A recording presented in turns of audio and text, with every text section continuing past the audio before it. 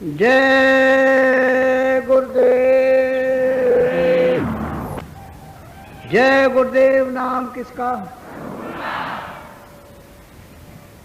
जय गुरुदेव नाम किसका? मेरे प्यारे गुरु दातार मंगेता द्वारे खड़ा।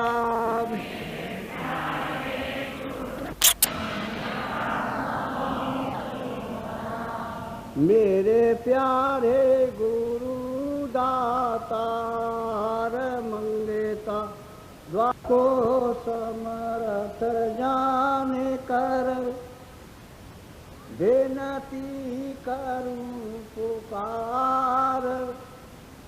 भाग्यहीन में क्यों हुई स्वामी तुम दरबार। तुमसे दाता कोई नहीं सबको लीना तार। मुझे अपराध नहीं की अभी न आई बार। मैं तड़पूं तुम दर्श को जैसे चंद्र चकोर। सीप चाहे जिम स्वाति को मोर चाहे घन घोर। जय गुरुदेव। राम अपने चलो भाई। राम अपने चलो भाई। राम अपने चलो भाई। राम अपने चलो भाई। पराए देश नहीं रहना।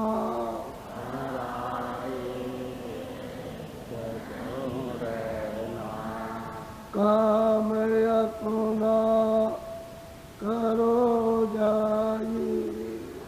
काम अपना करो जाई। काम अपना करो जाई। काम अपना करो जाई।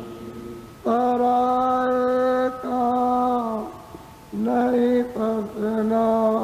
पराए काम नहीं पसना। गुरु का नाम संभाले चलो। हम संभाले चले। गुरु का नाम संभाले चलो। गुरु का नाम संभाले चले। यही है दाम गठबंधना। यही है दाम गठबंधना। दाम अपने चलो भाई।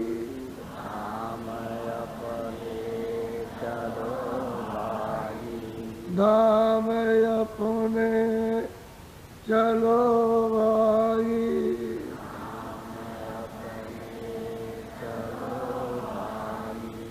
पराए देश नहीं रहना।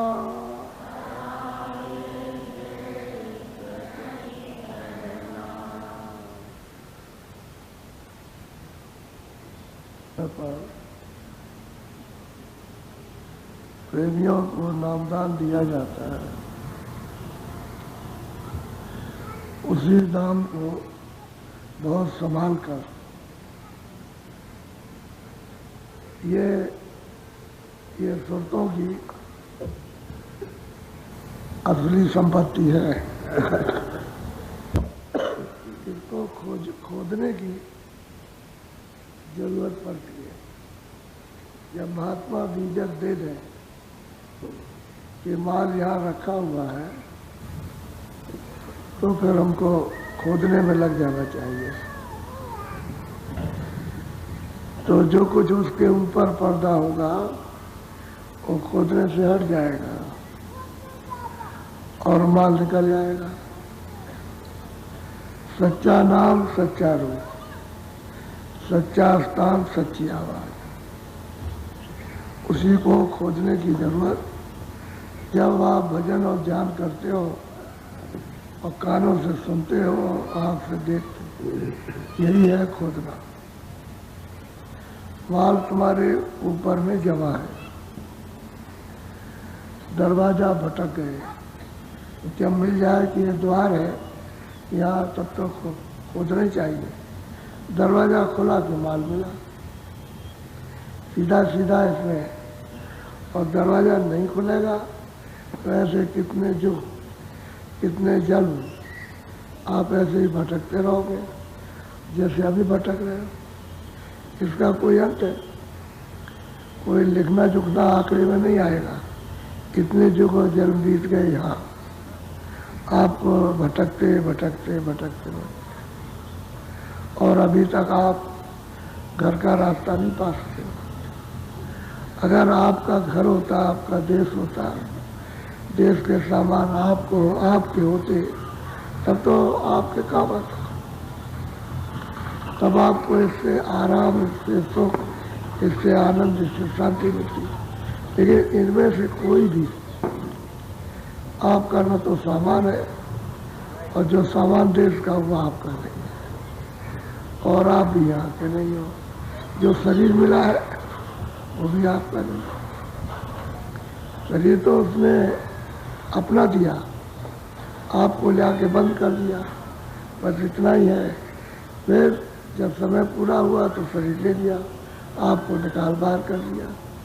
ऐसे ही फिर दूसरे में बंद किया, जब वो समय पूरा हुआ तो उससे भी आपको निकाल दिया। तो रोते और चीखते चिल्लाते कितने युग और जन्म बीत गया, और अभी बीजक नहीं मिला। बीजक मिल जाता कि माल रखा है तो खोज ही डालते, तो नहीं मिला। माल सब तुम्हारे पास है, इसी नर्तन से जो अमूलक है, इसी से माल मिलेगा। लेकिन उस नर्तन में घड़ा है, घाट है। वहाँ जब आपको गोपराज महात्माओं से मिल जाएगा तो उसको खोटा, वो तो कुआं है। कहते भाई पानी तो भरा है, लेकिन अब ये है, ये अपने को पता हो क्या, उल्टा कुआं गगन में। कहते कौन पिएगा? बिरला पंछी भर पिए, कोई बिरला बिरला। जिसको महात्मा मिल जाए और उस पर कृपा कर दे, तब तो उलट के और फिर अपने धन को, अपने खजाने को प्राप्त कर ले, तो सदा सर्वदा के लिए सुखी हो जाए, यानी छुटकारा पा जाए। तो काहे को भटका खाए? अरे ये तो भटकने का स्थान है, कोई रहने का है। अरे आप ही भटक रहे, और फिर जब निर्दयी से हाथ धो बैठेंगे तो भटकते जाएंगे, तो कोई ठिकाना किसी को नहीं मिलता, भटक रहे। अब वो तो उसने अपने देश का नियम जो अपना बना रखा, उसके कारण भटकते हैं। अब महात्मा आते हैं कि भाई उसके नियम का उल्लंघन मत करो। एक बाहर की बात है कि जिस राजा का राज हो उसके नियम का पालन करो तो आपको तकलीफ नहीं होगी, और नियम राजा के नियम का उल्लंघन करोगे तो आपको तकलीफ हो जाएगी। और यही ठीक यही है, यही काल भगवान का कि उसका नियम है, उसका पालन करो। क्यों बुरा काम करते हो? अच्छा काम करो जिसमें सबको सुख मिले। अपनी तरफ से मत करो, वो जो करेगा अपना भोगेगा, आप मत करो।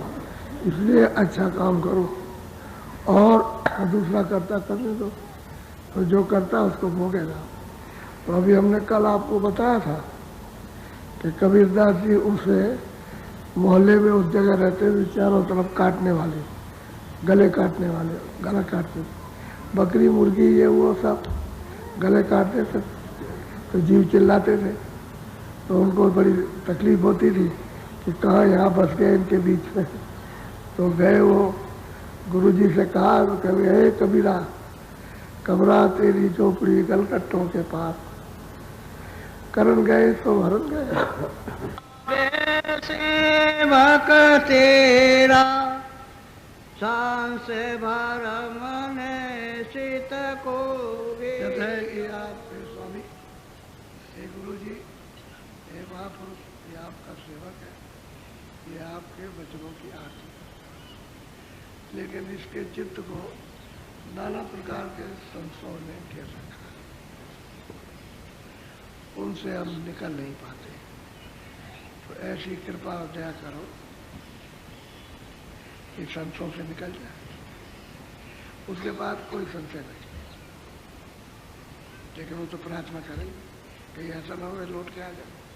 डरती है, कहते हैं आगे घेरते हैं, आगे खड़े होकर के संशय भरम कहते हैं, तो कहते हैं दया करो, कृपा करो, ये संशय ना आने पाए। संशय कहते हैं उसको, जो चीज आप नहीं जानते, नहीं देखते, उसका संशय उठ गया। एक आदमी है, किसी देवी से बात कर रहा, वो बात ठीक समझा रहा उसको, तो किसी ने कहा कि अरे तू क्या घर में बैठी है, मैंने उसको देखा था कि उस औरत से बात कर रहा था।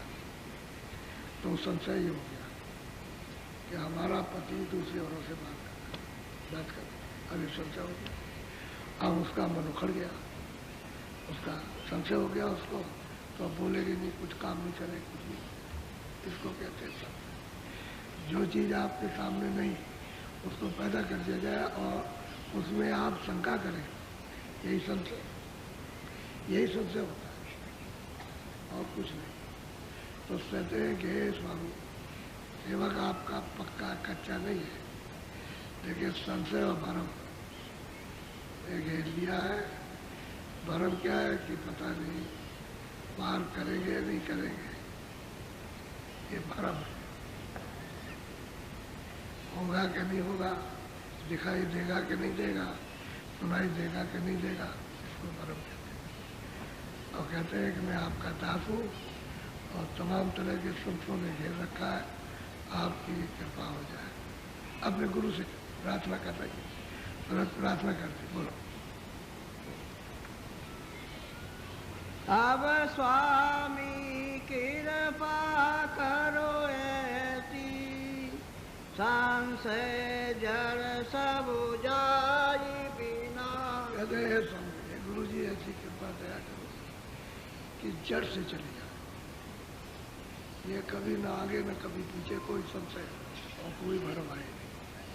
तो दया की भीख मांगो, उसमें भी दया की भीख मांगो कि मान लो कि अभी तो नहीं है, और सारा संसार संशय और भ्रम में फंसा हुआ, तो कभी आ गए तो दया पहले से मांग रही कि ऐसी कृपा करो जड़ चली जाए उसमें। यानी जब जड़ चली जाएगी तो कोई पौधा फिर लगेगा नहीं, कोई चीज़ जमेगी नहीं, फिर ये संशय आएगी नहीं, कोई भ्रम आएगा नहीं।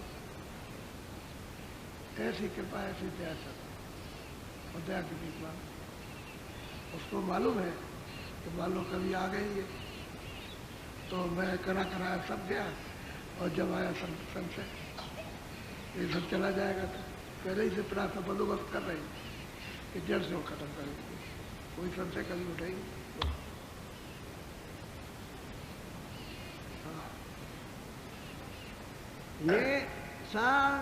निरसन से चित शब्द समाई, दस में द्वार रहे ठहरा। हम कहते हैं कि स्वामी निर्संशय हो जाए, कोई संशय ना, चित्त में कोई संशय नहीं, मन कोई विकल्प नहीं, बुद्धि में निश्चय नहीं, और फिर अहंकार भी नहीं। कहते निर्संशय हो जाए, तो जब निर्संशय हो जाएगी तो सूरज शब्द में समा जाएगी, प्रवेश हो जाएगी, शब्द को पकड़ लेगी। और संशय रहेगी तो शब्द में प्रवेश नहीं हो सकता, शब्द से मिलना चाहिए उसको, उसके अंदर प्रवेश होना चाहिए, तभी शब्द खिंचाई करता है। तो कहते हैं ऐसी दया कीजिए, कृपा कीजिए कि निर्संशय सूरज शब्द में प्रवेश हो जाए, और ऐसी इसकी चाल बने कि 10वें द्वार में 3 लोग के पुल को पार कर।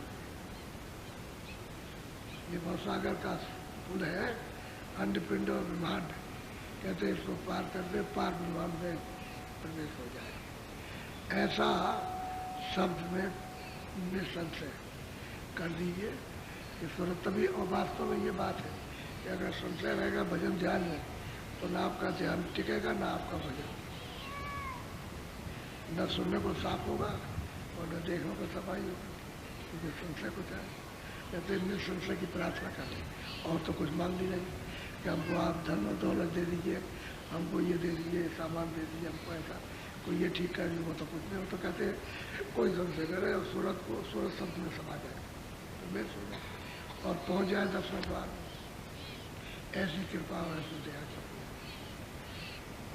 अभी इतना पहुँच गई है और पहुँचने पर भी ये प्रार्थना कर रही है कहीं ऐसा न हो जाए कि लौटा दिया जाए, ये संशय भरम वापस में लौटे और फिर हमको यही खेलना ले। तो पहले ही से बंदोबस्त कर रही, गुरु महाराज से दया की याचना करती है और कहती है ऐसी दया कर, हर तरह से दया मांगती है और बहुत दीन है, बहुत गरीब है।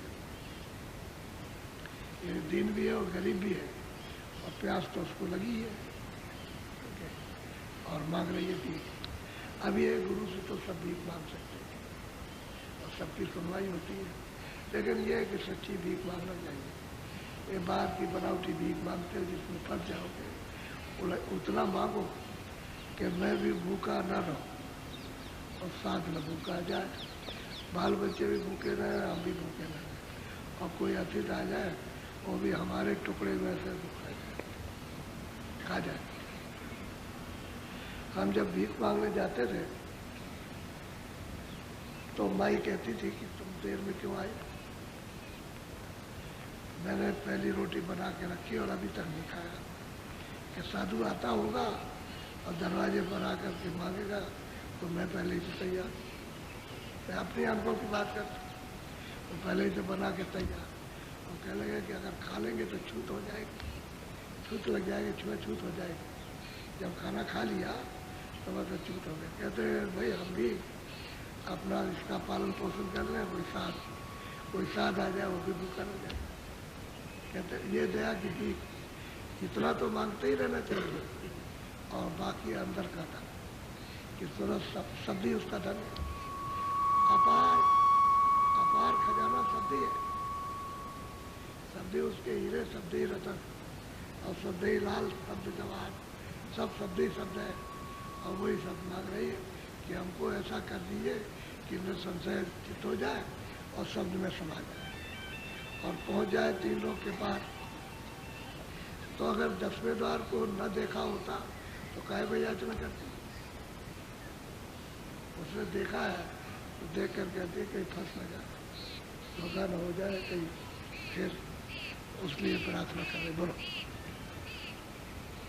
आगे महासुंड मैदाना मौज हुई तो अब ये शब्द में प्रवेश हो गई और ये प्रवेश होकर के इसने सब कुछ देख लिया और ये 10वें द्वार में पहुंच गई। और फिर कहती है कि आगे 10वें द्वार के आगे शून्य मैदान है। कहते कृपा हो जाए तो आगे गुरु ले जाएंगे और कृपा नहीं होगी गुरु के तो आगे नहीं जाए। प्याना कहते हैं चलने को, आगे गुरु ही ले जा सकते और वो अकेले सूरत जा नहीं सकते, गुरु उसके साथ रहेंगे तो जाएंगे। तो कहते कृपा हो जाए, दया हो जाए तो इस मैदान को पार करें जाए। अब दया की भीख मांगती है। पहले तो वो सबसे निवारण कर रही थी, अब वो कहती है कि अब ऐसी कृपा हो जाए कि मैदान लग जाए, यानी उस कूद जाए इस मैदान में। तो आपने दया कृपा बोलो। आगे भमर गुफा की खिड़की तो हम दोनों जाने सो दिन कर। वो भंवर गुफा स्थान है और वो 19 दिन कहते हैं सोम पुरुष की और दोनों बंसी बज रही अखंड बंसी। वैसे बंसी की आवाज़ यहाँ तक भी आती है, लेकिन इसलिए साफ नहीं सुनाई देती है कि उस पर पर्दे पड़े हुए हैं, इसलिए उसका निकास नहीं मालूम, इन्हें साफ नहीं आती है मेलोडी में। लेकिन अपने को छाट नहीं पाते। बंसी की आवाज़ तो कहते वो वही बज रही है और हर वक्त किसी का डंका बज रहा है और वहाँ दूसरी कोई आवाज़ नहीं। कैसे सॉन्ग पूछी और वही महाकाल कहते हैं कि वहाँ जाकर हमने देखा और उस आवाज़ को सुना, स्थान को भी देखा और जो उनकी आवाज़ थी उसको भी सुना। जब स्थान को देखा जिस पर बैठे उस रूप को भी देखा, उसको भी उन्होंने देखा और नाम भी जान लिया उन्होंने कि ये नाम है इनका, ये आवाज़ इनकी है, ये रूप इनका है, ये स्थान। चारों चीज़ें सूरत से देखा। अब प्रार्थना करती है सूरत कि स्वामी ऐसी कृपा और दया होनी चाहिए कोई सबसे आने न पावे, ऐसी दया कृपा कीजिए ताकि सूरत शब्द में समाधि चली जाए, प्रवेश होती जाए, पौड़ी पर सीढ़ी पर चढ़कर पार आपकी दया से पार। तो कहते साथ चलेंगे तब इसको पार करेंगे, बिना गुरु के साथ केवल पार नहीं। कितना लंबा चौड़ा मैदान, तो वही 1000 करोड़ 10,000 करोड़ 20,000 का वो तो खरबों पर जो लंबा चौड़ा मैदान है। और रचना किसी शहर में गए तो शहर में मैदान है, रचना है, बाजार लगा हुआ रचना मैदान। इतना लंबा क्यों कि यहाँ से वो अरबों खरबों खरबों मीलों का लंबा मैदान है, यानी दूसरा बीच में कोई स्थान नहीं, तो सीधा पड़ता है। बगल में तो है स्थान, इधर भी है इधर भी है, लेकिन वो स्थान इतना लंबा है वहाँ से, इतने लंबे स्थान को कैसे तय करें।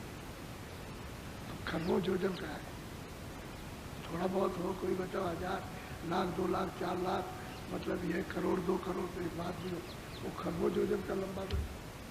और मैं तो समझता हूँ इससे भी ज़्यादा होता। अगर तो रचना तो गुजरी है कि यहाँ क्या है, यहाँ रचना तो मतलब कुछ है ही नहीं। अब वो सूरत उसको देख रही है तो कहती है कि इस मैदान में हम नहीं जा सकते, आप साथ चलेंगे तभी जाएंगे, नहीं जाएंगे, साफ कहती है।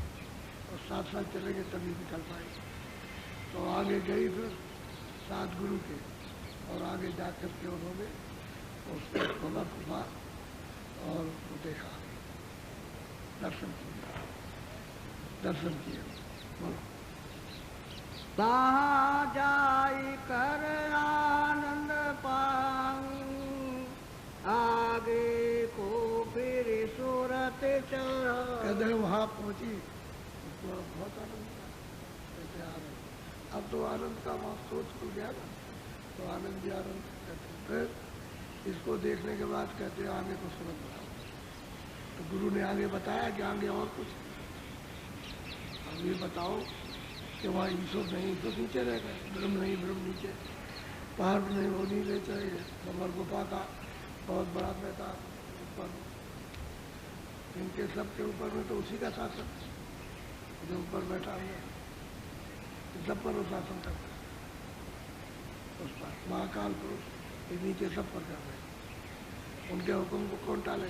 कहते वहाँ जाओ आनंद पाओ, और वहाँ उस आनंद को पाकर खबर लगती है वहाँ से, तो फिर आगे को सूरत पर बोलो सत्य नाम पद सत्य नाम सत शब्द ठिकाना, चौथा पद कोई संत बका। कहते वहाँ सत शब्द है, तो सुनाई देता है वहाँ सत शब्द, उसी को पकड़ के जाती। कहते वो सत शब्द है और वो सत ठिकाना है, सत रूप, और संतों का वो स्थान है, संतों का दरबार वहीं लगता है। जितने वहाँ जाते हैं उनका सबका दरबार लगता है। फिर वहाँ से आते कहते हैं कि वो संतों का दरबार है, वो वहाँ सत्पुरुष रहते हैं, वो सतनाम। अब यही भेजने वाले, इन्होंने महाकाल को भेजा, इन्होंने मतलब पार ब्रह्म को, इन्होंने ब्रह्म को, इन्होंने सबको इन्होंने भेजा। और 16 जो और पुत्र हैं